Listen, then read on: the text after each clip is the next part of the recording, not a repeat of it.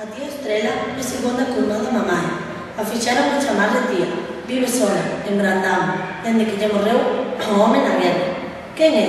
Berrou dende a cociña logo de escoitar o petador. Son eu, tía, son Balbino. Quedou abraiada, contei o caso de Manolito, do seu atrincamento e da pedra. E magoáchelo moito? Preguntoume choroso. Non sei, caeu como un palloco na beira do camiño. Poida que morrese. Cala, non digas tal. Ai, Nosa Señora nos vaya. Eu tive mágoa da tía, os da miña casa, de Manolito e ata de min mesmo. Sentíame un criminoso. Aquela noite dormí moi mal. Soñaba arreo con Manolito.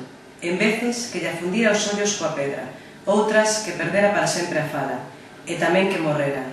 A alma dele sorríame dende o patín.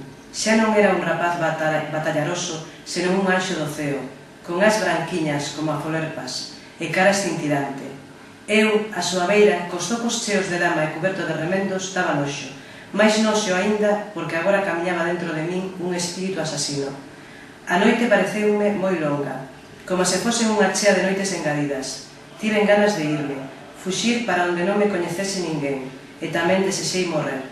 Cada vez que despertaba sentía un febrón na testa como a cando tiven o sarampelo. Erguía as mans e rezaba. Nunca me gustara rezar e facíao agora, pedindo por Manolito, o que son as cousas. Pola mañá chegou a nova Brandamo. Estaba na boca de todos. O neno do señor levaron á vila para curalo dun cantazo que lle guindou o fillo do caseiro. Tiña unha fenda na testa. «Lévote a túa casa agora mesmo», dixo a tía de Estrela. Colleume por unha man e botamos peso camiño. Eu deixábame ir, estaba loleado, tanto me tiña. Sabía de certo que me agardaba unha tolena do meu pai, pero non tive medo, case desexaba aquel castigo. Cando entrei na aldea, todos me miraban con mal cariz. Así me pareceu o menos. Eu non erguía os ollos do chan, sentía unha vergoña moi grande. Na casa, miña nai, a madriña e a tía Carmen berraron. A máis non dá. Dixéronme que estábamos perdidos, pois o Señor botaríanos cos pés e teríamos que ir polas portas do mundo. Todo eso a máis de pandar co que gustase curar a Manolito. Meu pai chegou do monte cun cabilo na man, veume e calou, pero de seguida atenoume para que o acompañase. Decateime que íamos a casa do Señor, polo camiño, non nos demos mal.